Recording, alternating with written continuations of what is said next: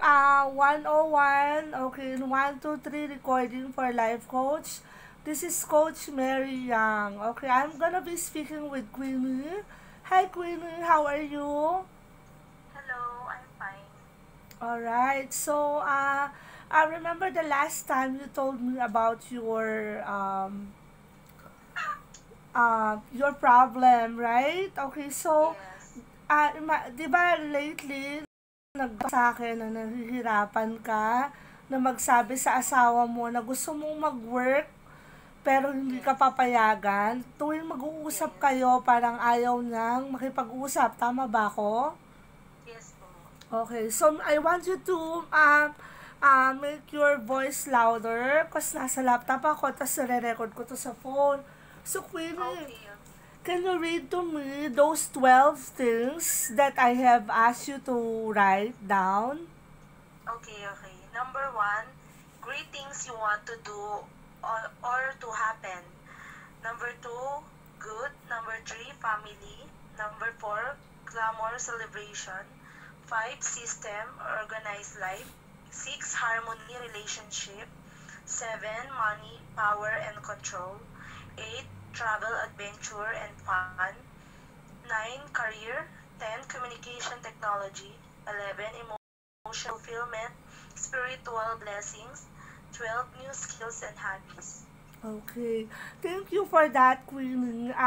Thank you for entrusting me your your yung mga hindi ka komportable, pwede mong sabihin sa akin since hindi naman nakikita yung mukha mo. Okay, you can Yes. entrust me. This file will be confidential. Okay, I Okay. am assuring you that no one will listen to this. Even if they don't listen, even if they listen, Okay. your identity will be enclosed and will be locked to anyone. All right? Alright. Okay, so I want you to trust me with your details. So, I will be your guide. Ibig sabihin, ikaw pa rin ang mamimili ng decision mo sa coaching na ito. Bibigyan lamang kita ng options at yung options na yun ay manggagaling sa'yo. Okay. Okay. So, doon sa 12 na sinulat natin kanina, katulad ng action, health, family, glamour, Yes. system, relationship, self-control or mind control, financial adventure, fun and adventure, career, communication technology, emotional and mental clarity, skills and hobbies. Tama? So, alin doon yung pinaka-priority mo today? My family. Okay? Bakit family? Dahil napaka-importante ng pamilya para sa Ah, atin. Sa okay. ating lahat. Can Yes. you make your voice louder, please? Family kasi importante sa atin yung pamilya. Sa ating lahat. Okay. So, yung pangalawa, Queen, ano yung pinaka-importante sa'yo bukod after ng family? Yung pangalawa, yung relationship. Okay, Yung relationship. relationship sa isa't isa. Alright. At yung pangatlo, Yung pangatlo is skills and hobbies. skills. Okay. So, paano mo nasabi na pangatlo yung skills sa'yo? Kasi marami po akong skills na hindi ko pa na ipapakita sa lahat. Kumbaga, parang ako lang yung nakakaalam. Gusto ko siya ma-improve. Aha, very good. Yes. Okay, thank you for entrusting me those details. Okay, now, iisa-isahin natin. Yung sa family mo ay importante sa'yo dahil may anak ka, di ba? Tapos may asawa Yes. ka, may 3 anak. Yes po. Tapos yung sumunod naman is yung um, tinatawag natin na relationship. Gusto mong Yes. i-save yung relationship nyo. So, ano ba yung naging struggle mo sa relationship mo ngayon? Okay, mahirap po kasi sa amin bilang mag-asawa, hindi na po katulad dati na siyempre sa mga magkarelasyon, mainit yan sa umpisa. Then, nung tumagal-tagal, parang lumamig na yung pakikitungo namin sa isa't isa. lagi kami nag-aaway, hindi magkaintindihan sa napakaliit lang na bagay. Ganun po. Okay. Ano ba yung pinaka nagagalit o pinagkakagalitan nyo? Ano yung madalas yung pag-awayan? Yung mga bagay na halimbawa yung pag may nakita akong maling ginawa niya, tinatama ko siya. Doon Okay. nag-start yung pag-aaway namin dalawa. Okay, okay. Tapos yung pangatlo mo, sinabi mo sa akin na yung new skills. Na nabanggit mo nga kanina, no, na meron kang mga bagay na gusto pang patunayan. Hindi mo magawa kasi because you're too you're too busy sa mga bata, tapos meron kang gustong gawin na hindi mo magawa because you're already married. Tama ba ako? Yes. Okay, thank you, Queenie. Okay, now, susolusyonan natin, pero ang solution ay manggagaling din sa'yo. Ako yung magiging ilaw mo, ikaw yung, kumbaga sa sasakyan, um, ako yung, ako yung gear 1, gear 2, gear 3, at ako yung manibela. Pero, ikaw pa rin yung driver. Okay? Yes. Ibig sabihin nun, nandyan lang ako para i-guide ka. Ikaw ang magde-decide kung pupunta ka sa kanan, sa kaliwa, o sa gitna. Nagkakaintindihan ba tayo, Queen? Yes. Okay. Now, Queen, this is what we do, to guide you as a life coach. Pupunta muna tayo doon sa unang concern mo, yung family mo. This is common problem, no, na parating hindi nawawala yung identity ng isang babae kapag siya ay nag-asawa. Ibig sabihin, nawawala na siya ng self-fulfillment. Kasi nga, napupunta lahat ng mga gagawin niya para sa anak at asawa. Which is maganda din naman kasi nga, ang pagiging housewife at saka ang pagiging nanay ng mga anak is a good career. But then, of course, you have to grow as a person. Tama ba ako? Yes po. Okay. Now, ang pwede natin maging solusyon ay bibigyan kita ng option. Do you have a pen and paper with you? Yes. Okay. So, ang number 1 na option is, kausapin mo siya ng masinsinan. Okay, wag ka munang magdi-disagree ha. Alam ko may disagree ka dyan, na pag kinausap mo siya, hindi siya nakikipag-usap at kinokontra ka na. Sa simula pa lang ng usapan nyo, tama? Yes. Yes, okay. Now, ang first option natin, kausapin mo siya. Number 2, kausapin mo siya na may namamagitan sa inyo. Okay, sulat mo yan ha. Pangalawa, na may namamagitan sa inyo na hindi lamang kaibigan mo, kaibigan na rin dapat ang mamamagitan sa inyo. Ibig sabihin, maintindihan niya kung sasabihan mo siya, dapat yung makikipag-usap sa kanya ay didinggin din nga, papakinggan din nga. Ibig sabihin, ino-honor niya rin yung mga opinion ng tao na yun. Yun ang dapat mong ipakausap sa kanya. Ibig sabihin doon, meron kayo dapat mediator. Diba? Yes. Alright. Okay, now, number 3, sabihin na natin sa new skills. Puntahan natin yung new skills. Nabanggit mo kanina na gusto mong maging singer. Yes. Tama, okay. Now, papayag ba siya na kumakanta ka sa entablado? Sa tingin mo, papayag siya or hindi? Papayag naman siya. Okay. Bakit sa tingin mo papayag siya? Gusto ko isulat mo yung dahilan. Okay. Papayag siya kasi willing naman po siya kahit kung saan po ako masaya, kung ano gusto kong gawin. Oh, Support yun. naman po siya. Okay. So, napakaswerte mo, na despite na yung asawa mo, ayaw ka nang lumayo, sinusuportahan ka pa rin na sa dream niya. So, siguro kailangan natin ipaalam sa kanya na ito yung pangarap mo, mahalaga ito sa'yo. Kasi hindi na ikaw magiging queenie kung hindi mo masusunod yung pangarap mo. Pero at the same time, kailangan mo pa rin i-maintain ang family at pagiging asawa mo, tama?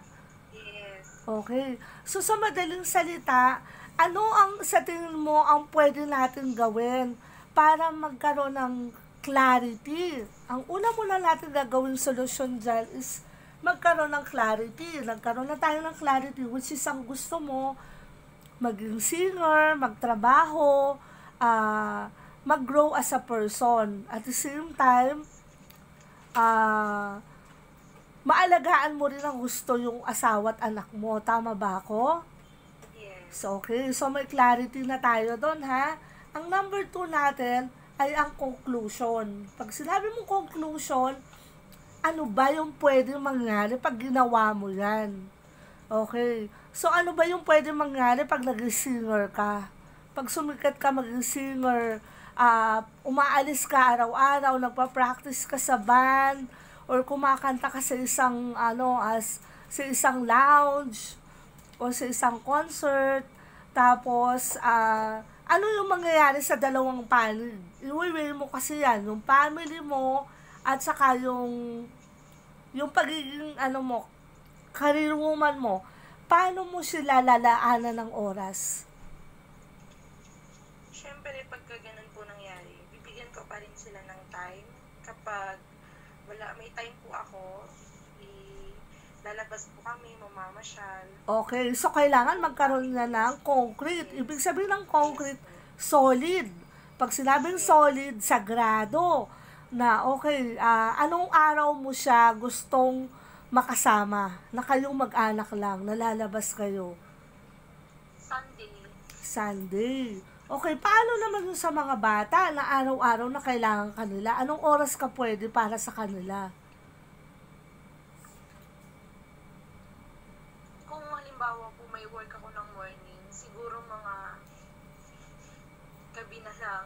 Gabi. Okay, so kailangan maintindihan ng asawa mo, di ba? At magkaroon kayo ng agreement na, oy, honey, papaalam ko lang sa'yo, ha, na sa una't-una pa lang, uuwi ako gabi na. O kaya ganito ang uwi ko 4 p.m. So, wag kang magagalit pag 4 p.m. ako umuwi kasi may practice ako. Okay? So, okay. So, ang number 3 natin, yung new skills mo.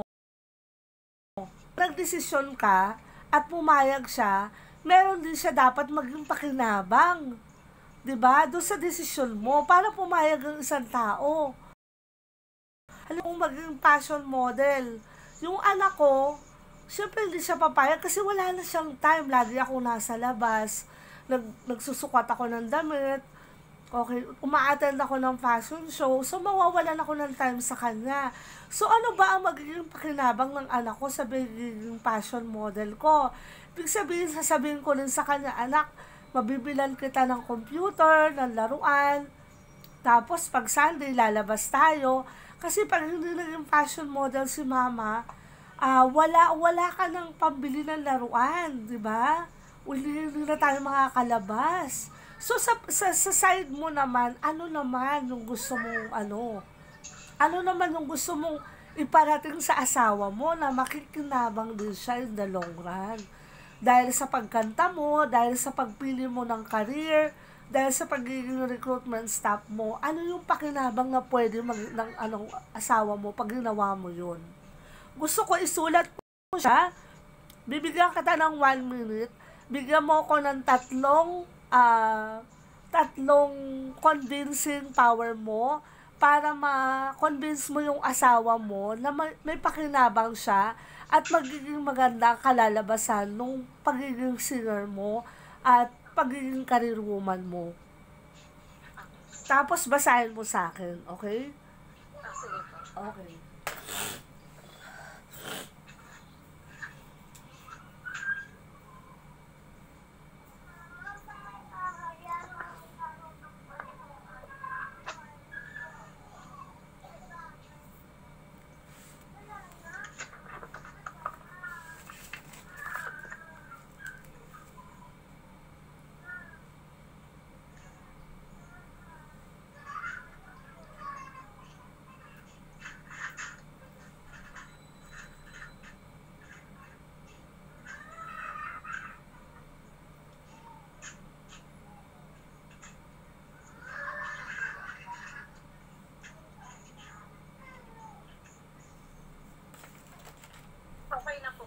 Okay, so pakibasa po, Queenie. May bibigay ko sa asawa ko yung mga bagay na mga kailangan namin. Siyempre bilang mag-asawa po sa loob ng bahay, mga kailangan namin bilhin. Yung mga gamit ng mga anak po namin, mga needs ng mga anak po namin sa pang-araw-araw. Okay, ano pa yung iba? Sa anak mo, ano sa tingin mo yung magiging pakinabang ng anak mo? Yung mga pangailangan po nila like gatas, diaper, mga toys, mga kailangan po nila. Okay. Yun po yung may bibigay ko, yes po. Yes, okay. So, bakit ko tinanong sa'yo yan? Kasi sa desisyon mo na yan, hindi na ikaw yung nagde-decide para sa sarili mo, tama?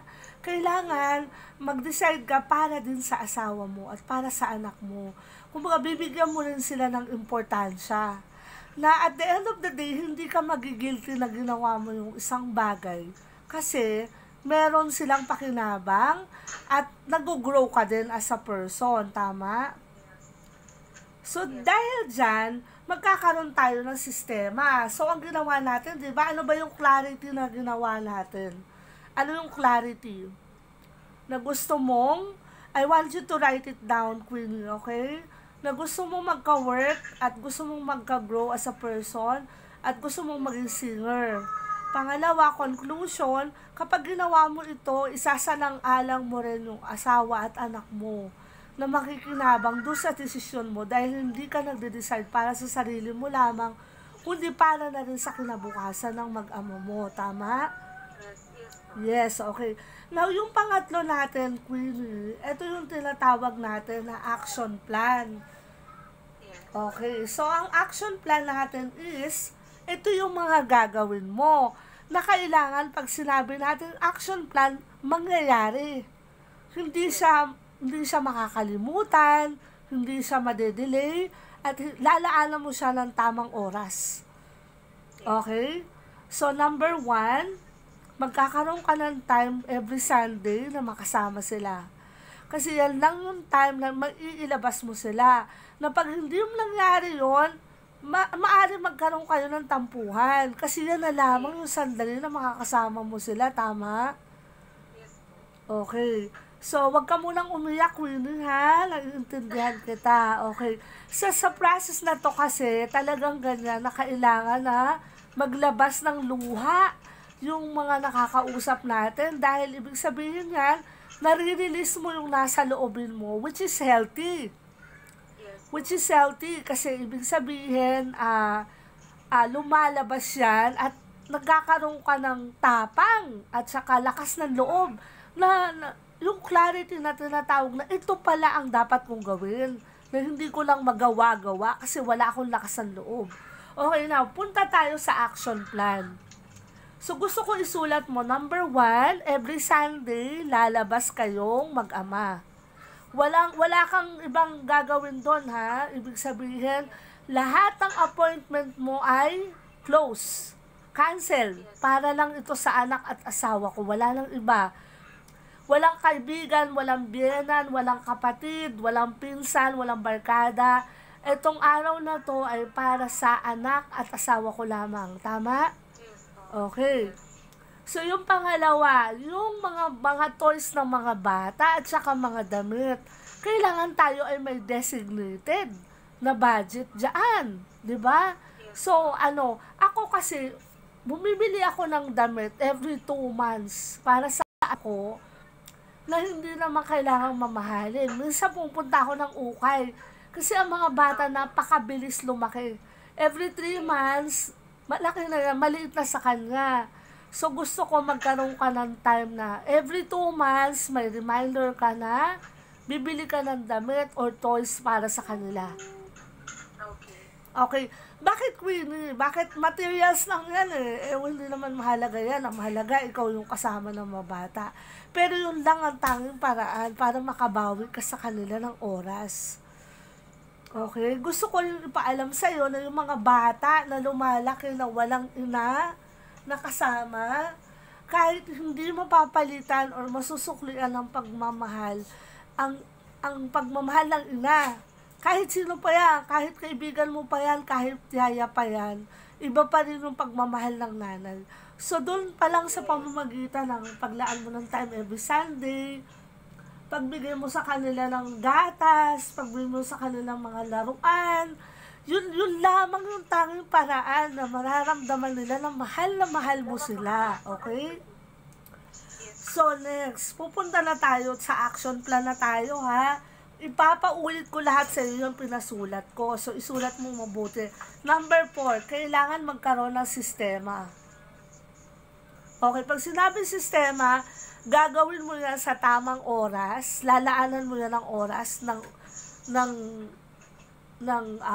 pera, okay, ng pera, ng oras, okay, at saka, syempre yung asawa mo, bibilan mo rin ng t-shirt from time to time, para maramdaman nila, wow, napakasipag naman ng asawa ko. Now, pupunta na tayo dito sa final, number 5. Yung number 5, yun yung pinakamahalaga, awareness. Okay. Okay, sinasabi dito, Queen, no, hindi lamang ikaw ang dapat maging aware sa gagawin mo. Kailangan maging aware yung mga tao sa paligid mo. At kailangan mong mag-adjust sa time mo, sila din mag-a-adjust din sila sa desisyon mo. And whether they like it or not, syempre, ikaw naman ay isang tao, isang individual. Lahat tayo ay nilikha ng Diyos. May karapatan tayo magdesisyon.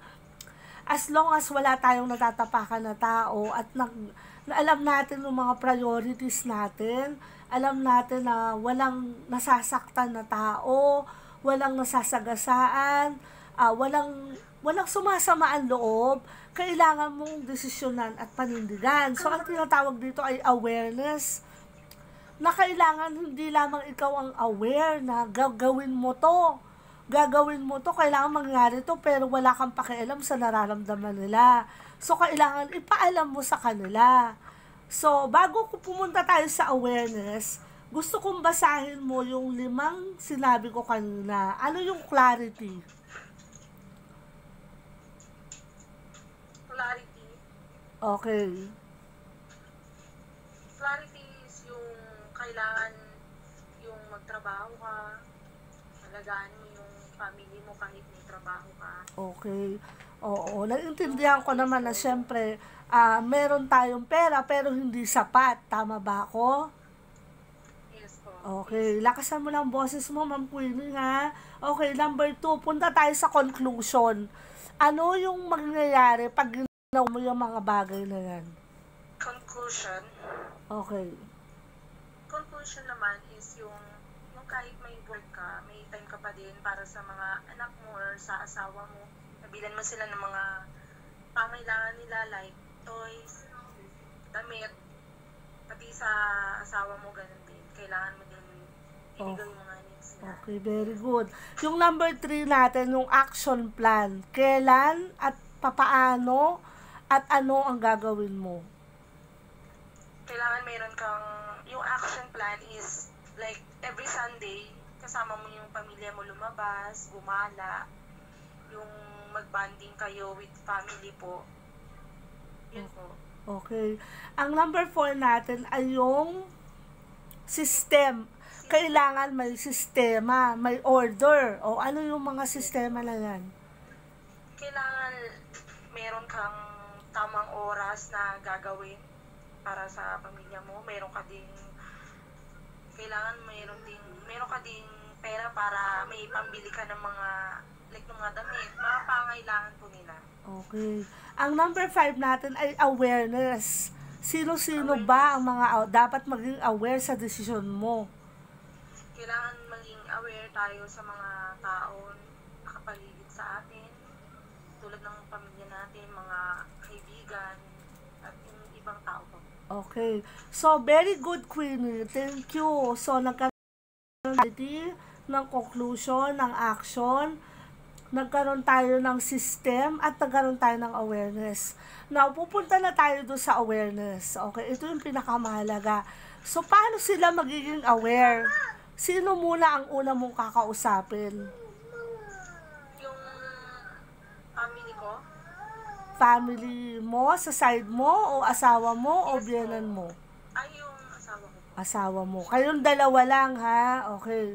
So, ibig sabihin, magpapaalam ka, pero hindi ka hihingi ng permiso. Kasi ito ay desisyon. Ibig sabihin, honey, sa pumayag ka mat hindi, ito yung kailangan kong gawin.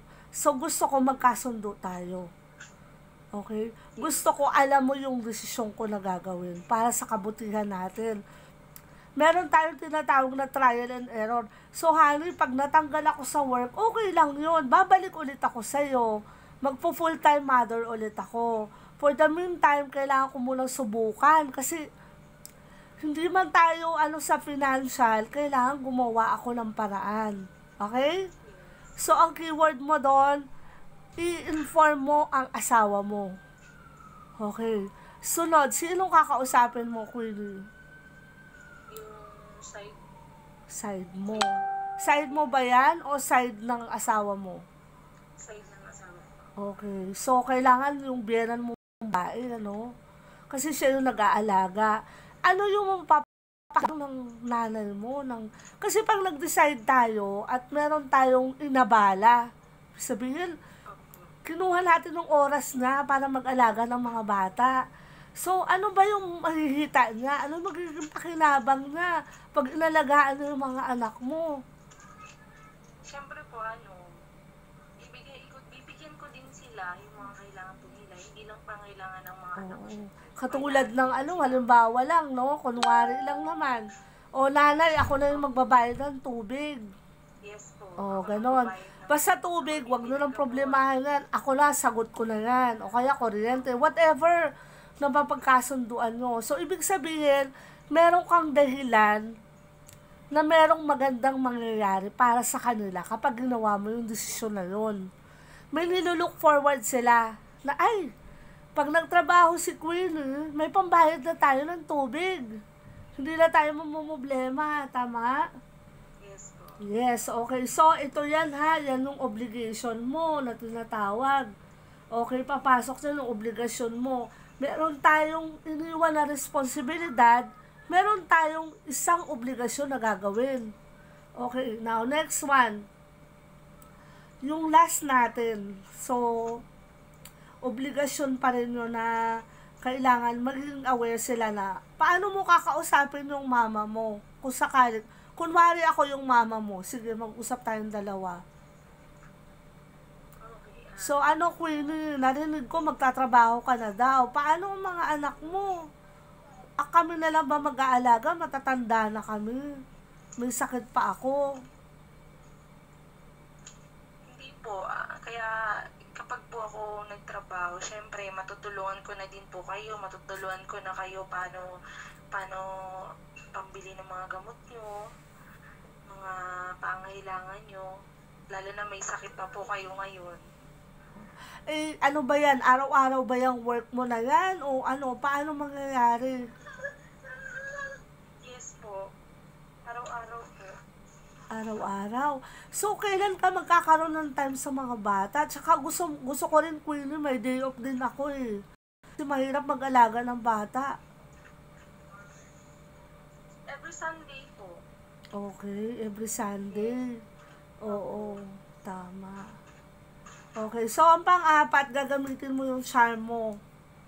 Ito yung tinatawag, pinakamalupit sa lahat. Tinatawag nila sa Pinoy, ito yung lambing. Okay, bibili ka ng cake, o kaya magdala ka ng pagkain, o 1 kilong lechon, o pansit, tuwing Sunday. Kapag kumita ka ng malaki, diba? Ipo-forward nila yan. Kumbaga, ilulook forward nila, may pasalubong si Queenie pag umuwi. So, hindi na sila maiinis na nagdesisyon ka, wala naman silang napala. Nahirapan lalo sila. Kumbaga, binigyan mo sila ng burden, tapos ikaw, yun lang yung ginagawa mo. Meron ka na iwan na obligasyon. So, ibig sabihin yung obligasyon mo, alam mo pa rin yan, diba? So, kailan mo gagawin ang makipag-usap sa asawa mo? Tsaka sa mo? Kapag po okay na po lahat, yung may magkaka-work ka na po talaga, yung settle na po lahat. Okay. So, kailan ka magkaka-work? Anong plano mo na work?